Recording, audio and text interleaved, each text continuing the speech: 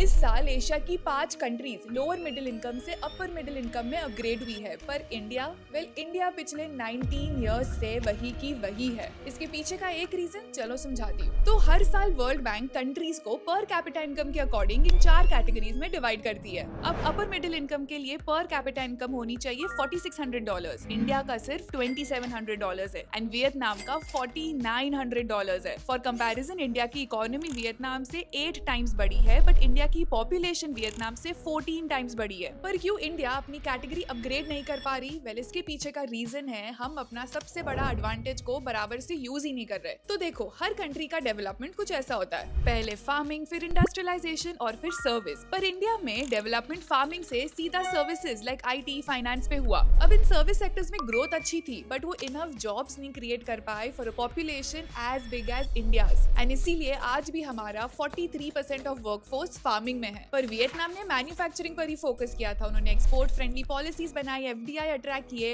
And today despite the fact कि India Vietnam से 8 गुना बड़ा है, हमारे जो एक्सपोर्ट्स है वो ऑलमोस्ट सेम है। और इसके पीछे ये 3 रीजंस है। सबसे पहला, उन्होंने 16 ट्रेड एग्रीमेंट साइन किए कवरिंग 90% ऑफ ग्लोबल GDP, और उसे बहुत अग्रेसिवली यूज भी किया। वेयरएज इंडिया के पास जो ट्रेड एग्रीमेंट्स है they cover 60 to 70% of world GDP, but उसका भी एक बहुत बड़ा पार्ट इसी साल साइन हुआ है जब इंडिया और यूरोप का FTA साइन हुआ था। दूसरा, अब ऐसा नहीं है कि गवर्नमेंट ने इसके लिए कुछ नहीं किया, नहीं, काफी अच्छी पॉलिसीज आई है, make in India, PLI schemes, but bureaucratic delays के वजह से, स्लो एग्जीक्यूशन, कॉम्प्लिकेटेड रूल्स के वजह से हम टारगेट्स ही नहीं अचीव कर पाए। इसीलिए पिछले 15 साल से मैन्युफैक्चरिंग GDP का 16 to 17% ही रहा है। And lastly, tariffs. इंडिया में मैन्युफैक्चरिंग और असेंबली थोड़ा एक्सपेंसिव हो जाता है क्योंकि इंडिया में सिर्फ 4% of goods tax free enter कर सकते हैं, वही ये सेम नंबर वियतनाम के लिए 36% है। इसीलिए कुछ फाइनल प्रोडक्ट्स वियतनाम में एक्चुअली ज्यादा सस्ते होते हैं, giving them a competitive edge. तो यही कुछ रीजंस है जिसकी वजह से इंडिया का जो मैन्युफैक्चरिंग सेक्टर है वो जितना ग्रो हो सकता था उतना ग्रो नहीं हुआ, उतने जॉब्स नहीं क्रिएट किए। और क्योंकि हमारी पॉपुलेशन इतनी ज्यादा है, we need to create more jobs, we need to create more value, तभी हमारा पर कैपिटा इनकम जाके इंक्रीज होगा।